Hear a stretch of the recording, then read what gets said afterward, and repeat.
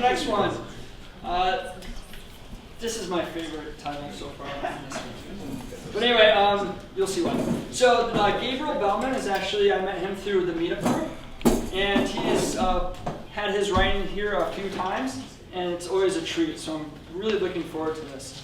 Gabriel Lee Bellman graduated from USC's cinema school before going to work at MTV in New York. As a television producer, Mr. Bellman helped start the True Life series at MTV. He received his MA from New York University and his JD from UC Hastings. Gabriel has directed several successful documentary films and is a co-founder of the Frozen Film Festival. He was a featured speaker at the International Film Festival Summit in Las Vegas on the future of new media and narratives. He has written 2 feature operas, performed by Juilliard and by NYC Opera. And he has performed slam poetry around the U.S., notably hosting the Blah Blah in Brooklyn. He performed in the 2011 Lit Crate Festival and has had 2 short plays in Theater Pub. Gabriel practices law in San Francisco, where he is a certified mediator. Tonight, Gabriel's short story called Vaginas will be read by Stephen Frothingham.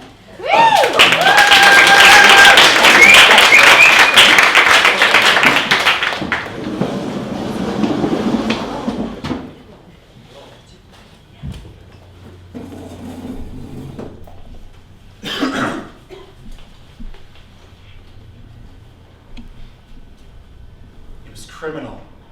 All those vaginas staring at me, frowning with their lips, swiveling with their hips, acting like they never met me from the crease in their jeans, from behind the scenes waxed and combed and made presentable. It's like I was just a trophy to them. Vaginas, I whispered.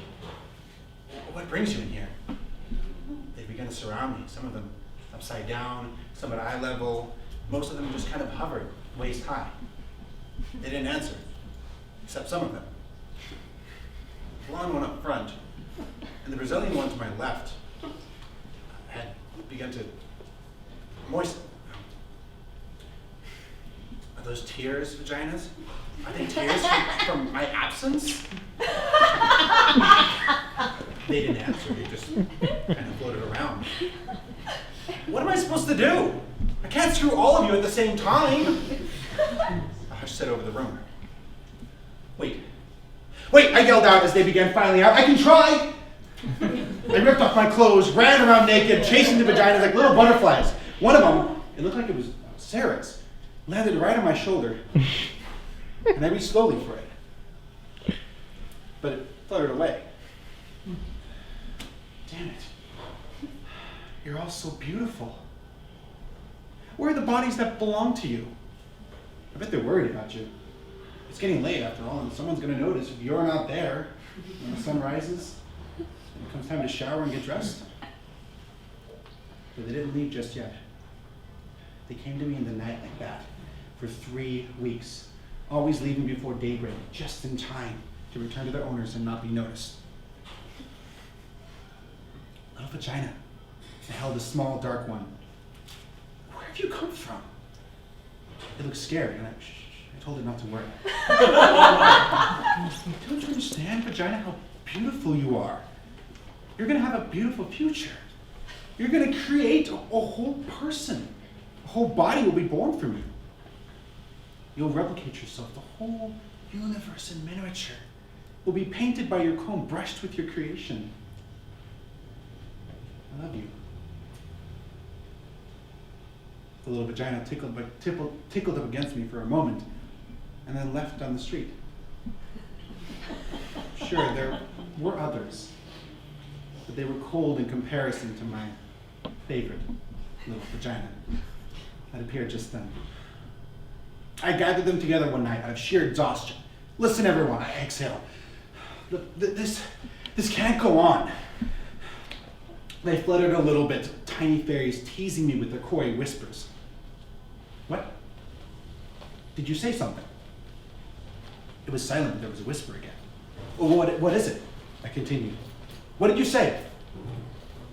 Did you say anything? I want so badly to hear you. to know you, to understand you, to hold you, kiss you, to put you in pajamas and feed you ice cream. I want to climb upstairs with you until my knees buckle and look at you and tell you how my goddamn knees hurt, and I want you to explain to me that Tiger Balm will help it feel better. I want you to bring me soup when I'm sick. I want to show everyone pictures of us, not like just dirty pictures, but the kind of pictures that stay creased in walls. And I want something other than Polaroids. I need more than this.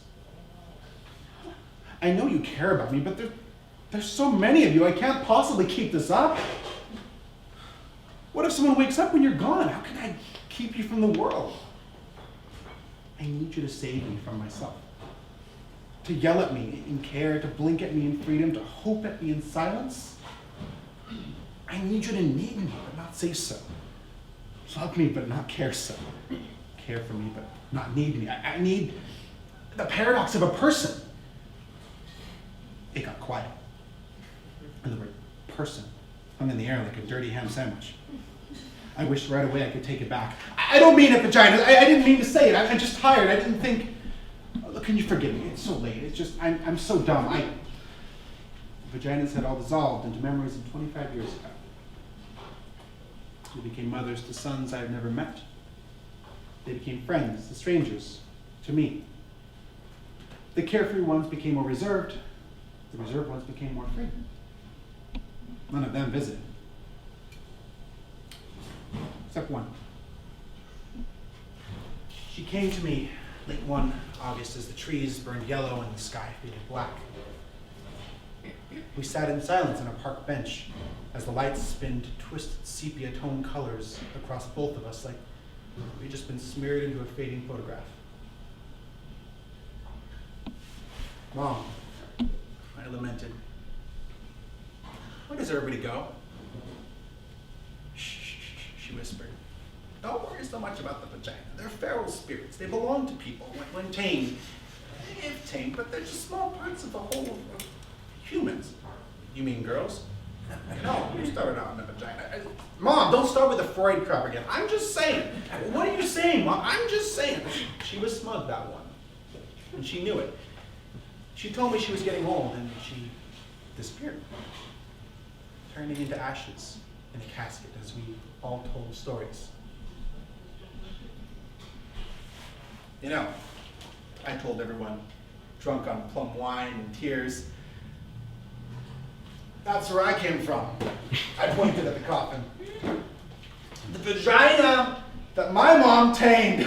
Get the hell down for that, you drunk asshole, everybody yelled. My mother loves me. I was drunk and I tripped. A whole swarm of vaginas hovered around me. And there were men and women too. Everyone waited to see if I died too, I guess. But I was so happy to see the vaginas again. I could barely open my eyes with joy. You're back. I whispered, it's so good that you're back. Some arms and hands pulled at me, put me back in a standing position, made the world swirl. My feet held the ground, heavy. Don't let them make you barren, I called back to the vaginas as the people shoved me into a cab amid, he's drunk and he's upset type comments. Where to, Mac? The cab driver asked me. Take me home, I decided.